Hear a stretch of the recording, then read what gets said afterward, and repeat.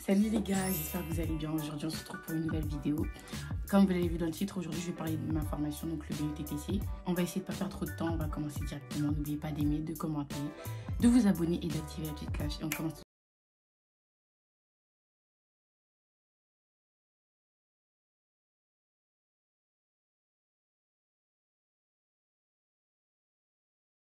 Votre copine elle a changé puisque maintenant j'écris ce que je dois dire, comme ça au moins je me perds pas et je sais que j'oublierai. Alors je sais que je vais quand même oublier des trucs, mais c'est pas grave.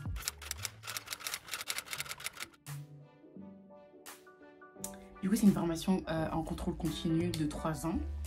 Avant c'était un DUT, donc diplôme universitaire technologique je crois. Et maintenant c'est BUT, donc bachelor université technologique, donc en 3 ans comme j'ai dit. Et ça a maintenant le grade d'une licence. Donc après tu peux directement faire un master ou une école de commerce ou quoi au caisse. Une formation qui se veut professionnalisante. Il y a de la théorie mais c'est vraiment tourné vers la pratique. Je sais pas si vous comprenez.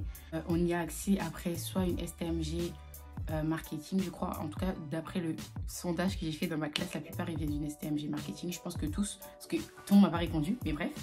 Et après, sinon, général aussi.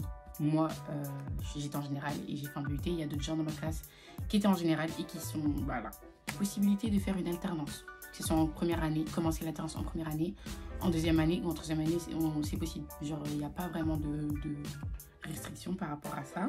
Ça repose sur 3 grosses compétences. Donc la compétence communication, marketing et vente. Donc tout va un peu tourner autour de ces 3 grosses compétences.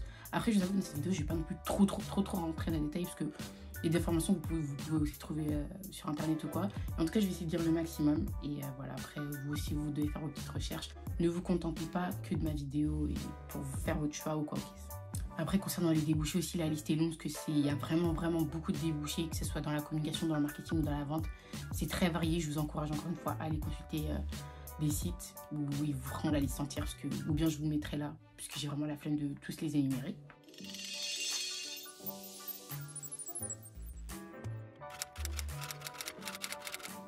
On va commencer par l'admission. Donc ça se passe via Parcoursup. Du coup, moi, je vais vous faire un rappel, même si je l'avais déjà dit dans ma vidéo parcours scolaire et tout. Du coup, moi, j'étais au lycée en général. Donc, mes 3 spécialités, c'était maths, SES et LLCE. Et en terminale, j'ai enlevé les maths. J'ai pas fait maths expert, j'ai pas fait maths complémentaire. Après, j'ai eu mon bac. Et j'ai été prise à l'IUT Paris-Rive de Seine. Je sais que toutes les formations, c'est pas comme ça, mais pour le BUT technique de commercialisation à l'IUT de Paris-Rive de Seine, qui était avant l'IUT Paris Descartes, qui a changé de nom. Il y a un questionnaire en plus de la lettre de motivation, etc. Ça veut dire que vous attendez pas à ce que vous veniez, vous mettez votre lettre de motivation et c'est fini. Non, vous mettez votre lettre de motivation. Et il y a en plus de ça une espèce de questionnaire. Donc je crois qu'il y a 3 questions. On me l'a renvoyé là il y a pas longtemps. Il y a 3 questions. Il y a une question où je crois que c'est en quoi le BUT va s'inscrire dans votre projet professionnel. Je crois que c'est ça. Après, il y a une autre question, c'est quoi les ressources? Donc les ressources, c'est les matières, en gros, ils appellent ça ressources, je sais pas pourquoi. C'est quoi les ressources qui vous intéressent le plus?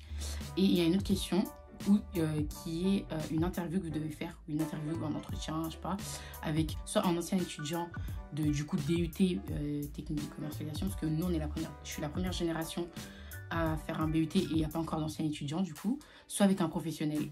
Franchement, ça se trouve facilement, vous allez sur LinkedIn, je pense que il n'y a pas de souci. Après, vous devez faire un compte rendu. Du coup, le truc qui va directement, ça va attaquer l'emploi du temps. Déjà, je tiens à dire, en regardant cette vidéo, peut-être que vous allez entendre beaucoup de points négatifs. Mais en fait, c'est pas vraiment des points négatifs. C'est juste que je pense qu'en tant que lycéen, vous allez prendre en tant que... genre, en mode, ça fait beaucoup. Mais en vrai, ça va. Du coup, je disais quoi? Ouais, l'emploi du temps.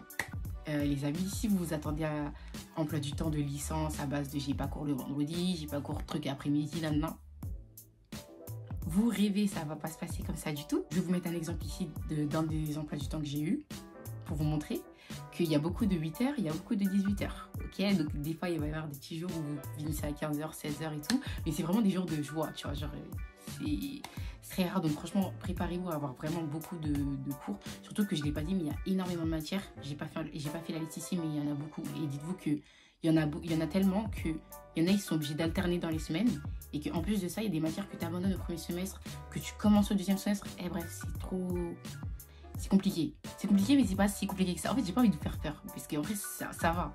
Du coup, ouais, il y a beaucoup de matières, du coup, emploi du temps rempli. En plus, des fois, tu as des trous et tout. Bref, en vrai, c'est toi et ta chance. Franchement, c'est toi et ta chance. Après, au final, tu t'habitues, hein, mais Concernant le niveau de maths, parce qu'on est venu me poser une question aussi par rapport à ça, en vrai de vrai, le niveau de maths, je trouve qu'il n'est pas hyper élevé. Genre, c'est pas impossible à atteindre. Ce que je faisais en première, c'était plus compliqué que ce que je fais là. Sauf que, vu que j'ai pas fait de maths pendant 1 an, j'ai perdu toute la... Je sais pas, pour moi, quand je fais des maths, t'as trop une logique mathématique. Tout ça, je l'ai perdu. C'est-à-dire que quand je suis arrivée, c'était un peu compliqué de reprendre, avoir des réflexes de maths. Bref, c'était un peu compliqué. Donc moi, si je peux vous conseiller quelque chose, c'est d'essayer de quand même faire des maths à côté. Si c'est trop tard, vous avez déjà enlevé. Ou si vous êtes en première, en terminale, prenez maths complémentaires. Parce que franchement...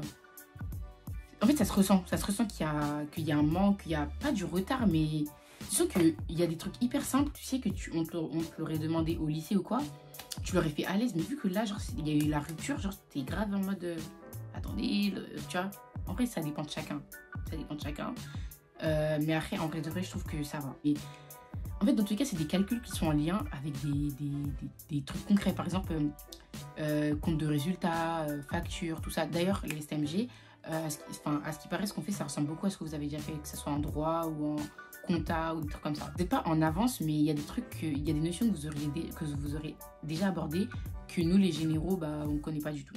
Ensuite, il y a deux points aussi qui sont la charge de travail qui est vraiment... En fait, par prof, ils vont pas vous donner...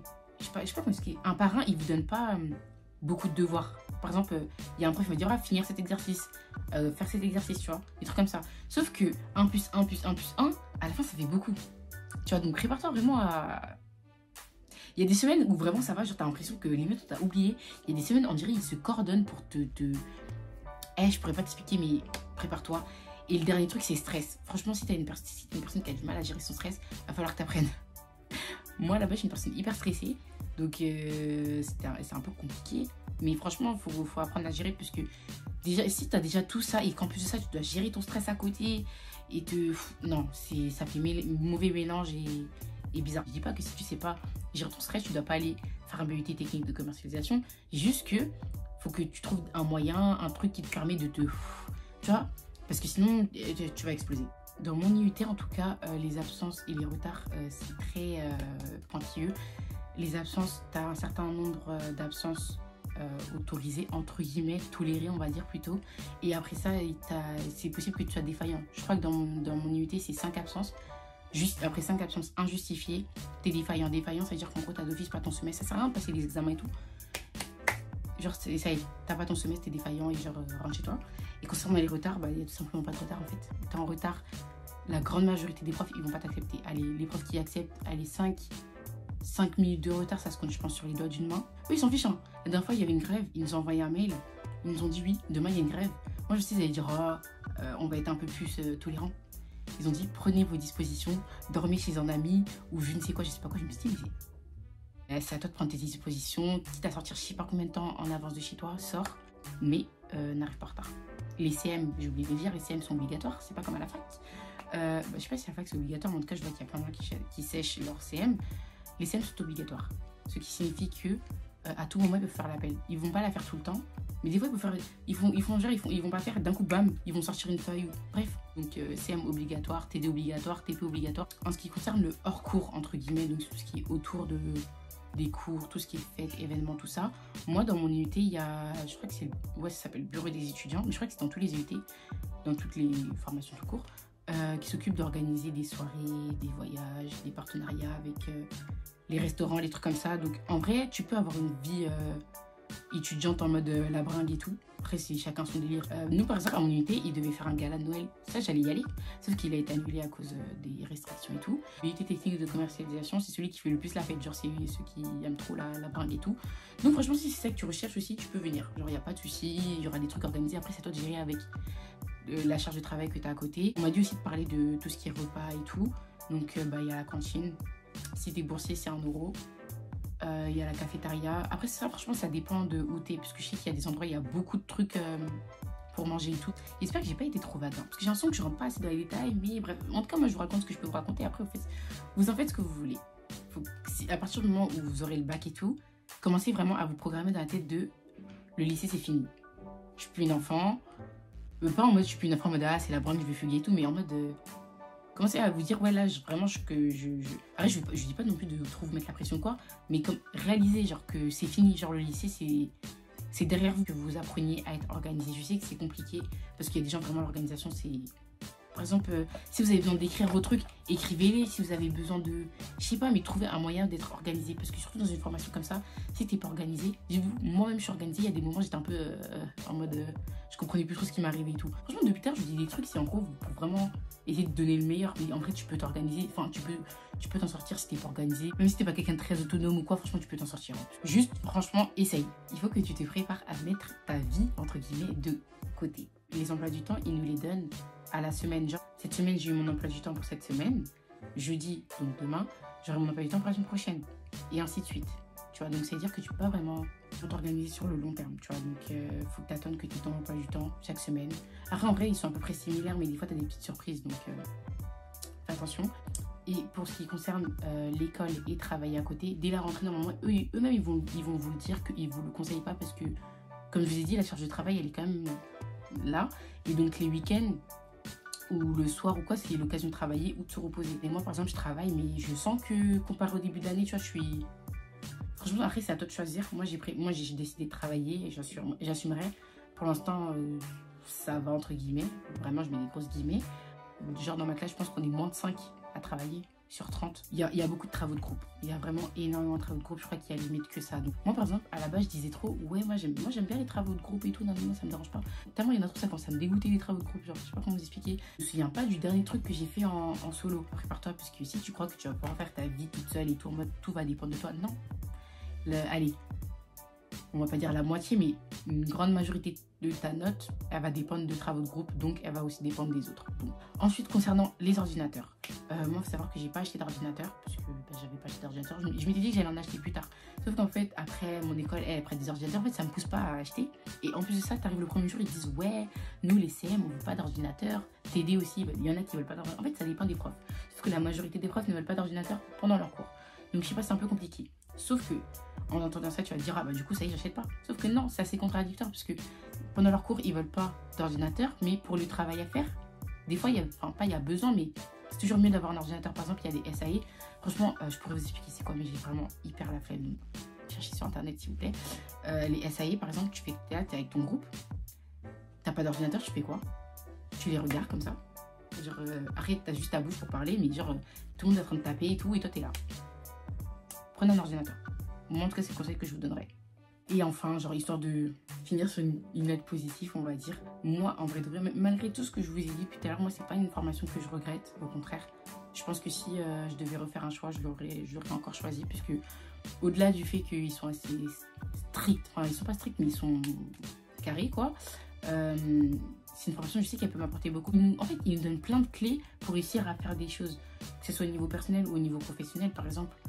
Ils nous aident à construire un réseau. Les SAE dont je vous ai parlé tout à l'heure, c'est des situations d'apprentissage, je sais pas quoi, professionnalisation. Bref, je sais plus c'est quoi les lettres, mais en gros, ils vous mettent dans des conditions comme si vous étiez vraiment des professionnels. Par exemple, on a dû faire une étude de marché, analyse d'affiches publicitaires, après donner des conseils à la marque, des trucs comme ça. En fait, c'est vraiment des trucs concrets, genre tu sais pourquoi tu apprends ça. Et ça, je pense que c'est ce qui me manquait au lycée, etc. C'est que tu apprenais de la théorie. En mode, la guerre mondiale, il y a eu ça, ils ont dit ça, ils ont fait ça. Tu sais que ce que tu es en train de faire, ça va te servir plus tard. Tu vois ou pas? Et il t'accompagne dans le processus. Je pense que j'ai dit tout ce que je pouvais dire. Si vous avez des questions, des trucs que j'ai oubliés, vous pouvez me demander. Mais s'il vous plaît, faites quand même vos recherches parce que je ne suis pas Wikipédia, je ne connais pas toutes les informations. Aussi, je rappelle que je ne travaille pas dans l'administration, donc tout ce qui se passe pour les admissions et tout, je ne pourrais pas aller susurrer à l'oreille des admissions, dire oui, prenez-la, prenez-les. Non. Faites le maximum, même si Parcoursup, on ne sait pas comment ça marche exactement et tout. S'ils lisent les lettres de motivation ou non, jouez le jeu et au moins vous n'aurez pas de regrets à la fin, tu vois. J'espère que vous aurez ce que vous souhaitez, vous mettez pas la pression. C'est pas une finalité, genre c'est pas ça qui va faire que vous allez réussir votre vie ou que vous allez rater votre vie. Vous prenez pas la tête, tranquille, zen. C'est l'école, hein, c'est pas... N'oubliez pas d'aimer, de commenter, de partager, de vous abonner. Et à la prochaine fois.